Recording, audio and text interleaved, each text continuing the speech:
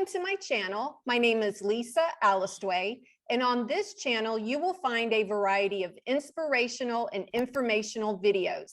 So if that sounds good to you and you haven't subscribed, please subscribe. My guest today is Matthew Phifer, who is a therapist, speaker, trainer, and toxic relationship, narcissism, trauma, and emotional abuse expert. I will be linking his website down below for your reference. Welcome, Matthew. Thank you very much. Thank you for having me. Absolutely. Can we start off with you just sharing a little bit about yourself and why you got in this line of work? Yeah, so I went to school to become a therapist. I have a master's degree in clinical mental health counseling from St. Bonaventure University in upstate New York. And I initially started in the field of substance use treatment as a therapist. And for people who may not be aware, there's actually a lot of links between people who struggle with addiction and people who struggle with toxic relationships. It's the same part of the brain that functions with love. So I learned a lot there professionally, but also dealt with a lot of things personally. And when I transitioned out into my current role, into more of a coaching role, one of the reasons why is because I noticed that a lot of people struggled with a lot of the aftermath, that once people did recognize it, they might go to therapy to recognize it, but then they started to deal with what's called post-discard abuse. And therapy, it helps, but oftentimes people need someone to be a lot more direct about what's actually happening, and they need strategy. And so I made the decision and then to jump on to social media, bring awareness to it, and then start my coaching practice. Fantastic. So I think it's fascinating that your line of work is to help people with toxic relationships, whether it be a toxic relationship that you have with a family member, a romantic partner, a friendship, or a professional colleague. So let's talk a little bit about what would you consider to be toxic relationships? What would be some characteristics of that? When we're talking about a toxic relationship, there's always elements of control, manipulation, abusive behavior that can come in many, many different forms, more than what we could likely talk about here. Some of the more common, obviously we have physical abuse, but some of the ones that are common but not talked about as much, in particular when we're talking about divorcing and that sort of thing, are emotional abuse, psychological abuse. We have legal abuse, financial abuse. And so that comes in many different forms, but then also a lot of the problem.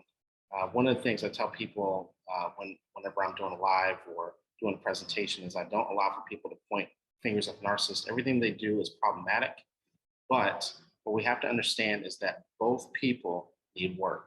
It's called a codependent narcissistic dance, and both people in that situation. Now, when I say that, the abuse, the control, all the things that we're talking about are, there's no excuse for it whatsoever. So this isn't a victim blaming type of situation, but we do have to understand that there's that, going back to what we were talking about with the addiction, the codependent in the relationship is also struggling with an addiction where they feel like they need this person. They feel like they can't leave them. And when they do, you start to experience a trauma bond that you start to think and that you start to think that you need this person in your life to survive. You literally start to go through withdrawal. So you have both people that are trying to stay and trying to keep and maintain a relationship that's not healthy for anyone involved in that relationship, not the kids, not anyone. Yes, yes. And would you say that the roots of that goes back to maybe childhood abandonment or childhood neglect or abuse? And so it's being played out later on in life? 100%. It can come in many different forms. It doesn't always mean that your parents were terrible parents or that you grew up in an abusive home. A lot of times it can be the perception that you may have had as a child. So yes, chaotic homes, if you grew up in a domestic violence situation, if you grew up with a neglectful parent, if you had a narcissistic parent or a disordered parent, maybe you had an alcoholic parent. But the reason why I'm also very, very careful with that is that, and that's probably, I would say, the most common. But oftentimes I'll talk to someone and they'll say, my parents were great. I still don't understand, and I have a great relationship with them as an adult. I don't understand how I keep ending up in these type of situations. And but remember, it's about the perception of the child. So let's say that your parents went through, maybe they were great. They did the best job they could and they were healthy, but maybe one of them or both of them lost a job. Maybe there was a fire in the home. And now they weren't available for you emotionally for a long period of time while they were kind of getting things back in order. And now the perception that we have as a child is that we were abandoned, neglected, and maybe there wasn't really any other options at the time, but maybe they just didn't have the resources that they needed at the time to parent the way that they needed to. And now we find ourselves in these type of situations. But I would still say the most common is that you have a disordered parent, someone who is abusive, neglectful, maybe on the cluster B spectrum, narcissistic, or abusing some sort of substance. Yes, yes. So let's talk a little bit about these toxic relationships and how they get attracted into our lives as an adult, and why we put up with them. Yeah, so let's just talk about dating for a second. When we meet people, one of the things I tell people is that if you've grown up in that type of chaotic environment, or if you have a history or track record of meeting unhealthy partners and getting into unhealthy relationships, one of the things that we have to be very aware of is chemistry. You hear that so often with people who are on the dating scene and people who struggle in these type of relationships, is that we have so much chemistry. One of the things I tell people is that chemistry is a red flag, not a green flag.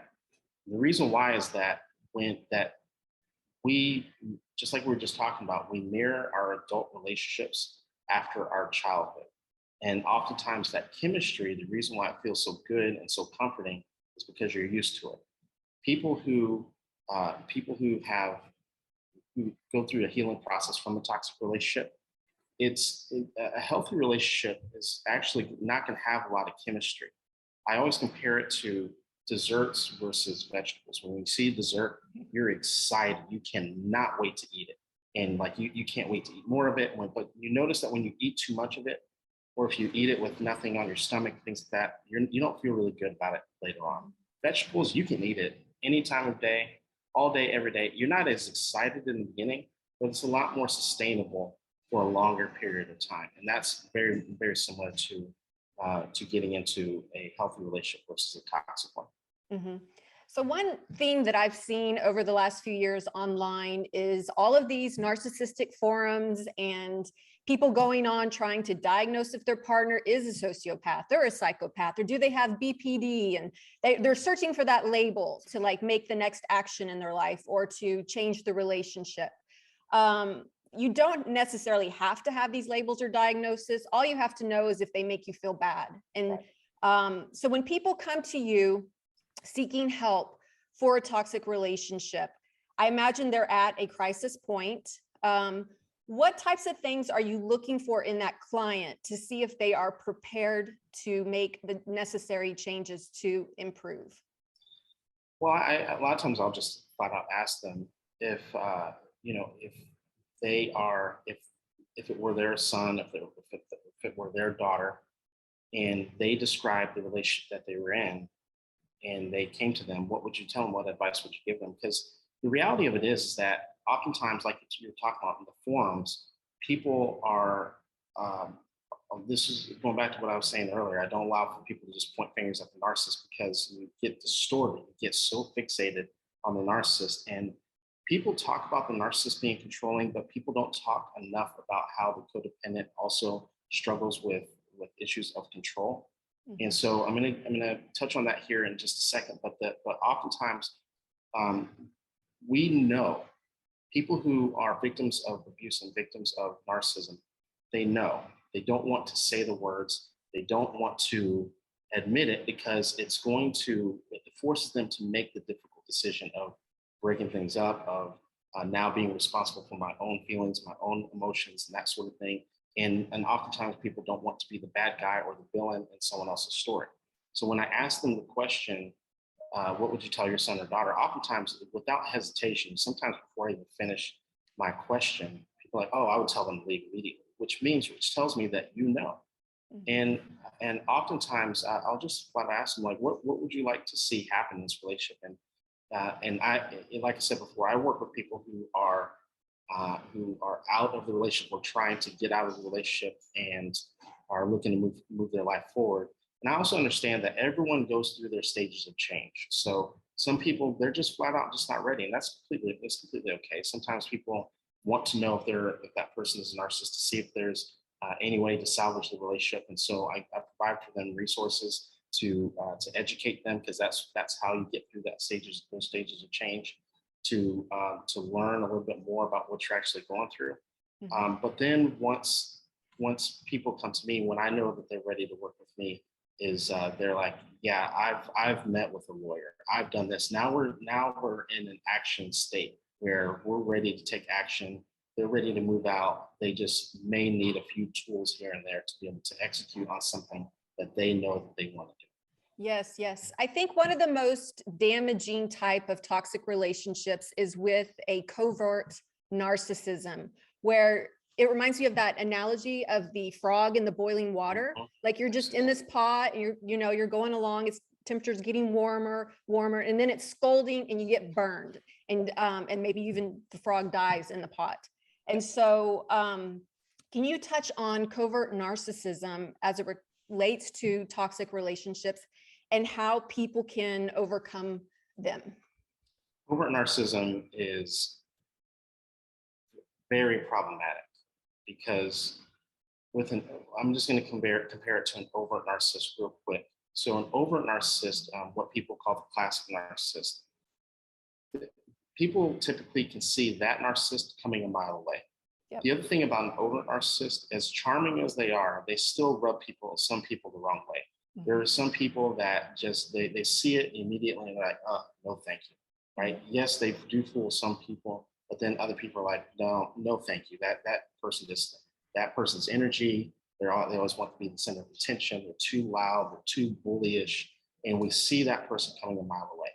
Yep. Covert narcissists, we don't. And the problem is that people who are in these type of relationships, the covert narcissist is typically liked by everybody. And the only person who sees it is you. And this becomes very problematic because oftentimes people who struggle with codependency struggle with validating their own feelings. And so you have the covert narcissist that may or may not be physically abusive. Let's assume in our scenario that they're not physically abusive. So the abuse that you're enduring isn't apparent to you, isn't like right in your face, the way that most of it is internal and emotional and psychological. The other thing about covert narcissists is that because they're so convincing, and oftentimes they even choose careers that actually cater to their covert narcissism. They could be a teacher, they could be a pastor, they could be a therapist or psychologist, politician. Someone who, right? Mm-hmm. People who, and what's unique about all of those type of careers that we just mentioned is that no one questions them. If a teacher or a principal says your son or daughter does this, or a pastor says, ask the congregation to do that, typically people just flow with it. And this is also, I don't want to get too sidetracked, but most cults actually are led by a covert narcissist. So it kind of gives you an illustration of how a covert narcissist is able to easily manipulate large amounts of people at once. And this becomes problematic because when you are the one that sees it, and then you start going to your inner circle, but that inner circle is all being controlled by the covert narcissist. They are all echoing the same thing, the same sentiment that the covert narcissist is. And so what happens oftentimes is that the covert narcissist will, when they start to know that you see through them, they will begin to manipulate you through other people. So they will drop seeds of doubt with other people, with people that you are closely related to that are still buying into the narcissist. They'll go to your family and they'll say things like, they won't just completely come out and say things. They just literally just drop seeds of doubt. Have you talked to so-and-so lately? Just, next time you talk to them, just check on them. I don't know, they're just acting funny. They're just acting weird. You'll see when you talk to them. And then so they say this to, Very let's say, passive aggressive. very. And so what happens is that they've dropped the seed of doubt. You have no idea that they've talked to any of these people, and they come up to you and is everything okay? Is everything all right? You're just acting weird, and you're like, no, I'm fine, everything's fine. Then they come up to you again 20 minutes later, maybe a day later. You're acting weird. Is everything okay? You're acting depressed, even though you don't feel depressed. And this is where the emotional manipulation comes in. Yeah. And they just keep on dropping those seeds of doubt in you. And you're like, no, I'm fine. Like, what's making you say that? Like, well, look at you. Now you're starting to get defensive because they just keep coming at you, right? And so then you're like, no, I'm fine. Like, just leave me alone. Look at you. Look, why are you so angry? And then all of a sudden the tables start to turn. Well, here's where it gets very, very interesting. Don't forget that they also mentioned this to 10 of your closest people. So you go to your friends like, is everything okay with you? And you have no idea if they've had these conversations with the covert narcissist or your parents or hey, is everything, just want to check on, is everything all right? And so you start to feel like there's something wrong with you because you don't realize that there's a whole circle of people that, whether they know it or not, are all participating in this form of manipulation. And so this becomes very problematic for you because who are you going to go to for the validation that you need? And so, and oftentimes because codependents struggle with talking about their feelings and talking about things that are going on anyway, one of the ways that you fix this is to step outside of that circle. And so it's difficult for people to reach outside that circle, especially when they're dealing with their own guilt and shame with the relationship themselves. Have you experienced that in your own therapy sessions with couples where you're like, uh-oh, we got a covert narcissist in the room and they're trying to manipulate the therapist? So not so much. I don't do couples. I don't deal with couples specifically for that reason. But because most people who are coming to me know that they're in some sort of, they may not know exactly what's going on, but they're coming to me for answers. And so, but because of that, I don't do any couples therapy. But I will say that I do consult a lot of therapists who might say, like, Matt, I've done this. I've been a relationship or marriage and family therapist for years. I have no idea what's going on here. And oftentimes it's because there's a covert narcissist in the room. And even though that one person both people are working on the relationship, one person is able to see it, but they're questioning themselves. They seem and they come across very remorseful. They're doing everything they can. You have the covert narcissist that still is blaming them. And for the therapist, if they're not careful, they can get triangulated into this whole situation. And they actually can become part of that circle that I was just mentioning, that it can actually become very shameful towards the actual victim. Yes. It's a really good point that if you're trying to heal from this, you might need to do it on your own because you might be just going around the houses if you're going with your partner and you're not sure what's happening. And that can be very, very detrimental to, your well-being, your health, and your progress. I'll give you an example of what might happen in a situation like that. I'm just going to throw out a random example of, let's say that one of the issues that's brought up is the lack of consistency with doing chores and cleanliness around the house, just for a simple, easy example. And let's say that you're meeting with the therapist biweekly. And so you talk about it and you discuss it in therapy, and the covert narcissist might say, like, oh yeah, I'll work on it. Oh yeah, I would be happy to help out. And I would be happy. And then what happens is that they don't do anything for those 2 weeks. So that you still see a problem. Then literally the day before or the night before, they clean up everything. Mm-hmm. So then you go into therapy and you're like, no, the problem still exists and this and that. And then something that they might say, I just cleaned the room last night. I just did the dishes just yesterday. And this is what I'm talking about, therapists. It's just that they don't appreciate it. And you're sitting here spinning like, yes, it's true but for weeks, they haven't done anything. Mm-hmm. Right. And what happens is that now all of a sudden if a therapist isn't familiar with gaslighting and isn't familiar with this type of this type of psychological abuse can become problematic, not realizing that someone is not showing the consistency that they actually need. And oftentimes the other problem is that a codependent may struggle with articulating that, or on the flip side, the covert may do a really good job of pointing out times that they actually did help and things like that. And of course, that's a very simple explanation, but they might do this with a variety of different areas and tactics. Yeah, that's a really good point. So when we think about covert narcissism, like in movies or TV shows or pop cultures or things that people can actually study and look at, can you provide an example of maybe where you've seen it in any area of one of those? Pop culture. I don't watch a lot of TV or anything like that, but I'll throw one out there that yeah, I'm speculating, but I don't know. Yeah. But the Meghan and Harry relationship seems kind of covert narcissism to me. What do you think? I see it somewhere. I think there's definitely some narcissism somewhere. Not really sure who, but I'm not really into that relationship, but from things that I do understand, because sometimes it's difficult to see when you're on the outside, because you have a person that might be pulling away from the narcissistic family. You have another person, so sometimes it's very difficult to see where it's actually coming from. But I do agree that there's likely some narcissism somewhere. But it also could be her that's isolating him from his family as well. So it could, and here's where it actually can get very tricky, is that it could be both, and it could be codependency as well. And so there's a lot of different dynamics that are going on there.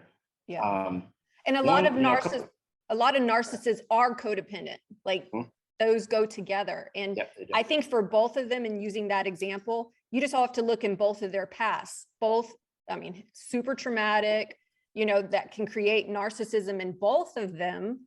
Hers might be more covert, his might be more overt, since he grew up in narcissistic, inheritance. I will tell you a couple of different movies that narcissism is very apparent. The movie Gone Girl with Ben Affleck, and I don't know any of the other actors or actresses in it, but I remember he was in it. That one is very apparent with the woman that was setting him up, making it seem as though she obviously was very extreme.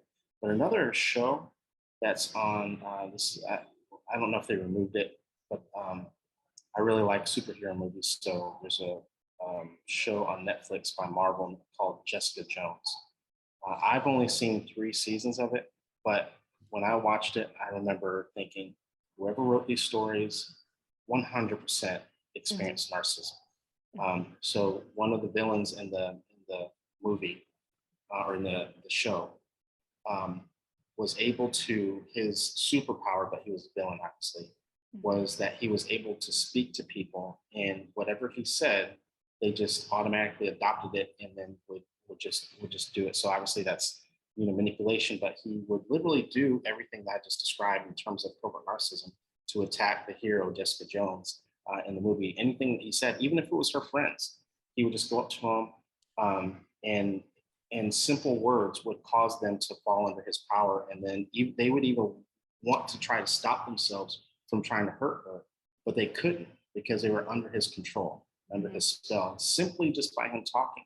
And so that was one. And then she also had a narcissistic mother, and it was very, very clear. That one, I think that show as a whole is a great representation of narcissism. Yeah, that's a really good point. You might have heard like people say when dealing with narcissistic personality disorder, best thing to do is go no contact, but that's not always possible when you have a child with them, or it's a parent that you're not ready to be estranged from. So can you talk a little bit about like a covert parent and dealing with that? Because I know there's lots of people out there that have that or suspect that their parent is maybe even covertly a narcissist. When you in situations where you can't go no contact, it is still a must to go low contact to minimize the amount of contact that we have. And one of the things I tell people is that even when you go low contact, it's also important to know, to keep in mind that we want to slow down how quickly we respond to their messages and to some of the things that they're asking for.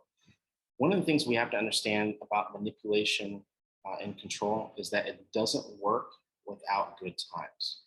So oftentimes the way that people will present, oftentimes, especially a covert, will present themselves as a victim to create a sense of urgency. And what happens is that because that sense of urgency, we're not thinking straight, and we're just giving in, trying to resolve things, trying to please someone else, not realizing, not seeing the manipulation or the control that's behind it. The other thing that they'll do is, especially if we're talking about an ex or, it could be an ex, but it also could be a parent as well. They'll offer something nice in the beginning. And this is where a lot of people get confused because they say, well, sometimes they're nice, sometimes they're good, or sometimes they're not. And they think that this is a person that, well, they're in a good mood now, so then I'm just going to go hang out with them, and not realizing that there's going to be problems later on down the road. And like I just said, that manipulation doesn't work without good times. You have to have that. And I always compare it. This is the reason why we tell our children, don't take candy from strangers, because the good that you see is really the bad in disguise. So we have to look at the experience that we've had with whichever narcissist that we're talking about. If you have been with your partner for 10 plus years, we need to rely on that experience. So we have 10 years of experience to know this person, when they offer something good, there's typically something negative that's going to, consequence that's going to happen as a result of us getting entrapped in whatever they're trying to concoct. Same thing with the parent. We need to be very mindful of our own limits in the area of putting up mental boundaries, emotional boundaries, physical boundaries, boundaries around our time, and boundaries also around our finances and material possessions.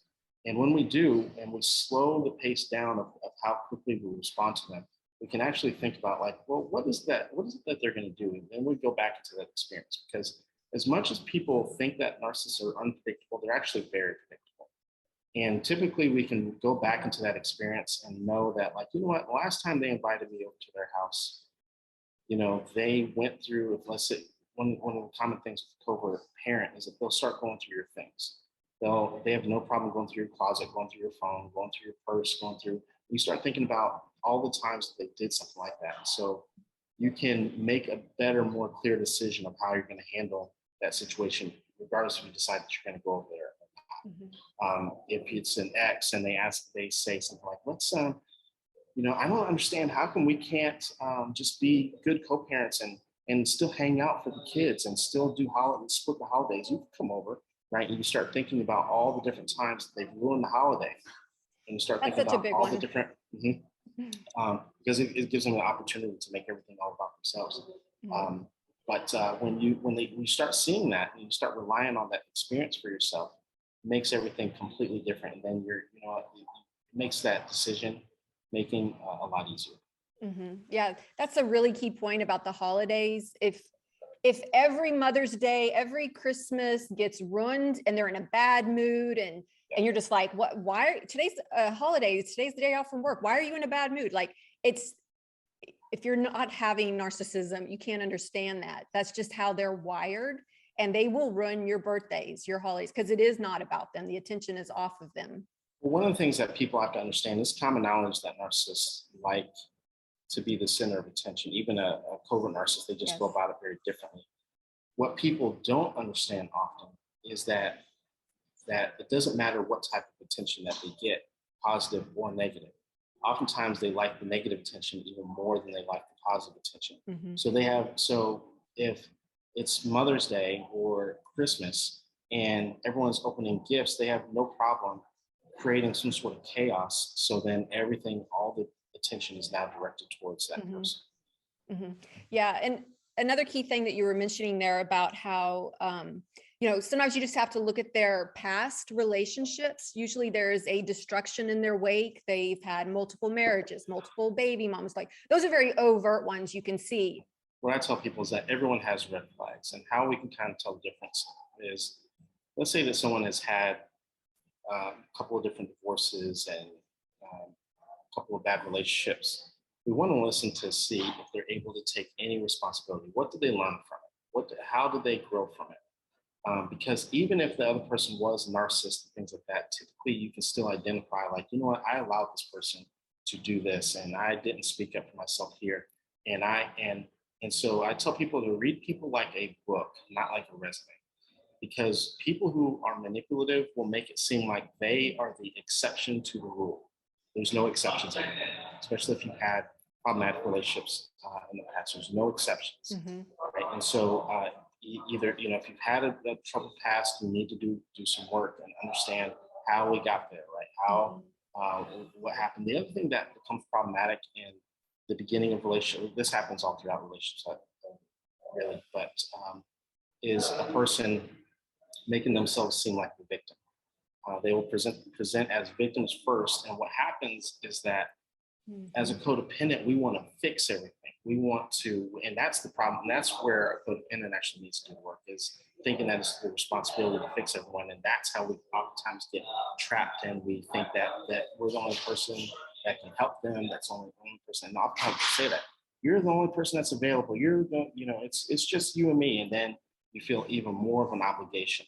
And that's why people oftentimes will say that they feel very drained by the relationship because they had poor boundaries. They took on their feelings, they took on their problems. When had they had better boundaries, they'd realize, hey, that's your feeling, that's your problem. You need to go to, see a professional. And I know that another key thing I see a lot of times in these toxic relationships is how they weaponize your empathy. And you think, dang, I'm being a good person, I'm being kind and caring, and all of those good values, but now it's quite shocking when it gets weaponized against you. Absolutely. This is the reason why it's so important for you to have a good sense of self, good sense of your own personal limits. One of the things about boundaries is that everybody actually sets boundaries. People who don't set good boundaries set boundaries in unhealthy ways. And when we don't know our own limits, it comes out in other ways. It comes out in resentment, and it comes out in you blowing up at your partner and you feeling drained, like you said, because you don't know how to set boundaries around your energy, around your time, and that sort of thing. And you might even feel obligated to try to help this person. And then what they'll do is they'll, like you just said, they'll weaponize your empathy, because you've just given you've overly given to this person. And then when you set boundaries in an unhealthy way, like, I can't believe I just gave all this to you and this, and that, then what happens is that now, well, look at you. Why are you treating me this way? After all the things I've done for you, then all of a sudden the tables start to turn. And this is the reason why a lot of times people wonder and ask the question, am I the narcissist? Am I the toxic one? Am I the problematic one in the relationship? And because a lot of times, really what a lot of toxic relationships come down to is this lack of boundaries. And the core essence of boundaries are responsibility. Who's responsible for what? And when you talk to people who struggle in toxic relationships, they'll tell you, like, I don't even know how this fight started. I don't know how it ended. I have no idea. And it's just a big mess because no one is taking responsibility for their part, or both people just want to point fingers, and both people just want to push responsibility off onto somebody else because of that lack of boundary. Yeah. And are you familiar with the trauma responses that people have, the fight, flight, freeze, or fawn? I think those can get triggered in dealing with a toxic person. I highly recommend people, kind of study what yours might be, and to recognize those and to overcome them, because it might be the first time that you realize, oh, dang, I'm a big fawner when, met with a crisis.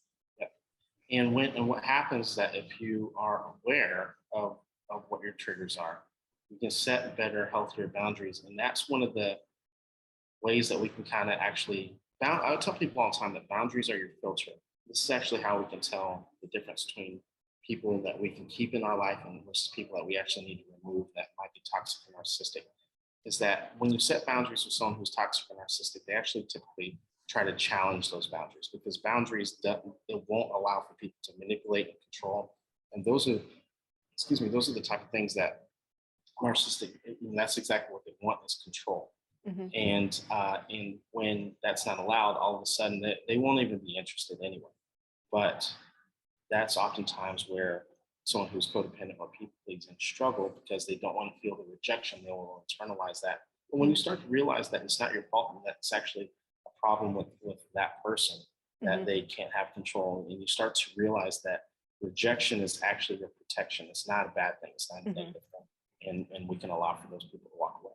Absolutely. As far as the timeline for overcoming these toxic relationships, I know everybody's different, but when you're working with people, do you find that some, hey, oh, they get it right away, and then others are like, it takes years for them to have that epiphany? It's so it uh, it's a it is a variety with people. People who are serious about it, and it also kind of depends on what we're talking about. So we're talking about someone who's going through a divorce and trying to learn. People who I work with, and again, everyone's different, but the work I do is pretty intense. Um, so if you're going through a divorce and you're trying to learn strategies around no contact and low contact, excuse me, typically about 3 months is when people are like, you know what, Matt, I get it. I understand this person is problematic. I understand that I need to stay away from this person, and the kind of like the trauma bond is broken and that sort of thing. If we're talking about longer term of how do I maintain the healing? How do I because your life needs to change flat out, right? When we talk about the childhood trauma, and we start talking about other aspects, um, and moving forward, we're looking at closer to 15 to 18 months. And but then even after that, you realize that this is a journey, not a destination. Mhm. And we have to learn how to accept all of our emotions, not just the good ones. Mm. You start to realize that this journey was never about the narcissist. This was always about you learning how to process your own Mhm. emotions, learning about setting boundaries. So Mhm. when we start talking about that, because typically one of my favorite stories I tell is that I used to own a house in upstate New York. And one time, I found a bat in my house, and I got rid of it. And I have one of my friends is an exterminator, and I was joking around with him, saying like, you just take people's money; they can do all this themselves. And he was like, Matt, if you have one bat, you probably have a much larger problem. And so I had him come over, he did his inspection, and we went up in my attic, and it was like a bat cave up there. Oh And no. so that is very much what it's like with a narcissist, is that the person that you have that you go to a therapist or your coach about, that's the identifying problem. But you start to realize that there's a much bigger problem with boundaries, with self-love, with People self-care, pleasing. people pleasing, all that. So that's the part that I'm talking about, that it's going to take another 15 to 18 months to understand that, to understand yourself, Yeah. to become self-aware, and to learn how to move and identify certain things to make sure that these type of things don't happen again. Mhm. Yeah, it absolutely sucks to go through a toxic relationship, but if you can get and overcome it onto the other side, you should be a stronger person. Yeah. You should be more solvent in your agency, and more hopefully content moving forward with new relationships. And That's that's key. Yeah, because you start to realize, because oftentimes people want to, in that 15 to 18 months, people typically go through this isolation period where they don't want to talk to anyone. They think that you start to go through this black or white thinking, all men are this, all women are that. I don't ever want to date again. And you start to hear this all or nothing. And then you start to realize that, number one, we need relationships. We're all wired to connect. So if I need relationships, then I need to learn how to identify the difference between people who are healthy versus the ones that are not. And then I also need to learn how to you learn that it is your responsibility to make sure that we bring the right type of people in our life. And then we also have to learn how to be okay with removing people, removing ourselves from bad situations. Mhm. And that you're right. You do become more solvent. Um, but it is initially a difficult journey Mhm. because you have to get used to it, and you have to Mhm. get used to rejection, and you have to also get used to being the one who's rejecting. Yep. But ultimately, what happens oftentimes, people who I've worked with that have done the work, some of the comments that people will say are, I feel like an adult now. Mhm. I feel like, I feel like like I've become the person that I always knew that I should have been. Mhm.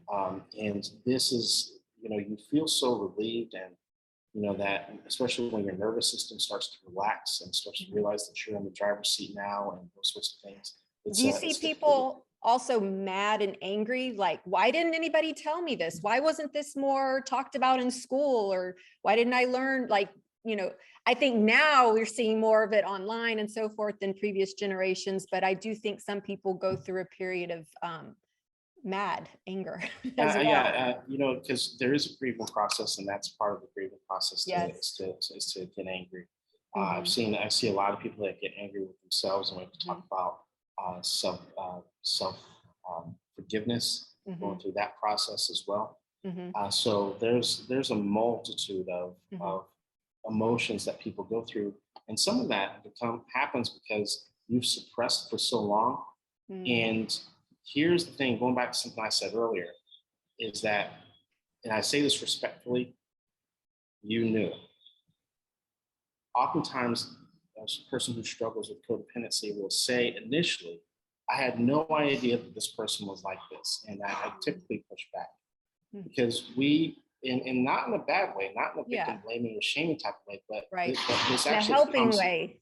right, this actually becomes a tool for you moving forward. What I tell people is that once you think back to the beginning of the relationship, back to when they The were love signs were bombing you, there.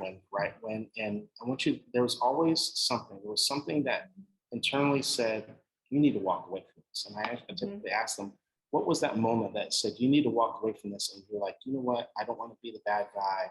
I'm sure everything's going to be just fine. You didn't validate yourself, and everyone without hesitation. I remember one time we were driving, and this person went into road rage, and I remember how they looked at the waiter and waitress. I remember they told me that they were single, and then I found out that they were still married. Mhm. And everyone has a certain story that they identify with. And they had to lie to themselves. They had to make Right. an excuse for that person to rationalize their bad behavior. Yep. And the reason why that is so important to identify, and again, not victim blaming, but if we knew, Mhm. and what that means, and that's a good thing, not a bad thing, is Mhm. that we now can say to ourselves, I can prevent this, Mhm. right?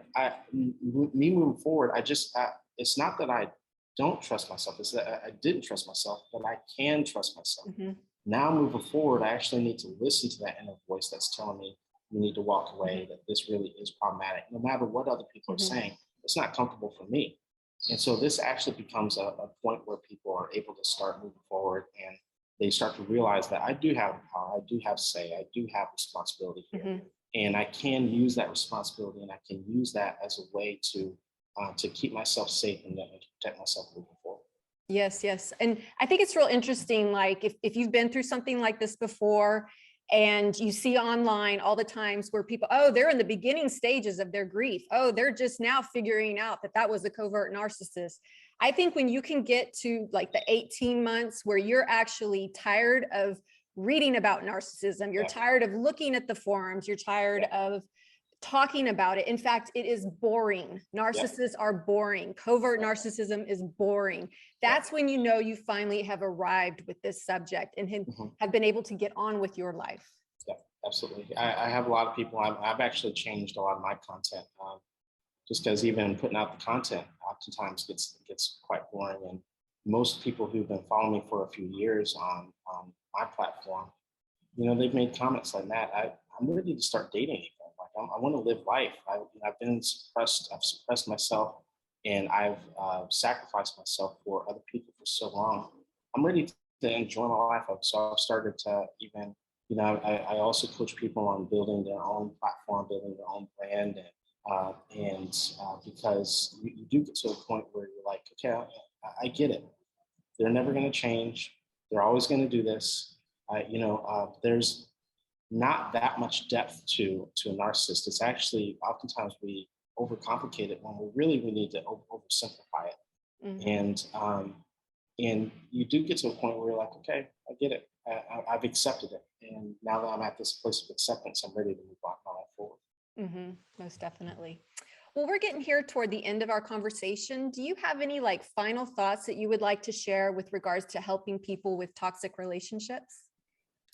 Yeah, absolutely. So, like I said, I know most people who struggle in a toxic or who have struggled in a toxic relationship. I've worked mostly with people who are out of it and are looking at moving their life forward and trying to get their life back together. And one of the things I love to tell people is a large part of that healing process is to learn how to reconnect with people, learning what healthy relationships look like, how to build healthy relationships, how to reconnect with friends, or maybe you can't reconnect with old friends, but learning how to identify healthy new friends and new relationships.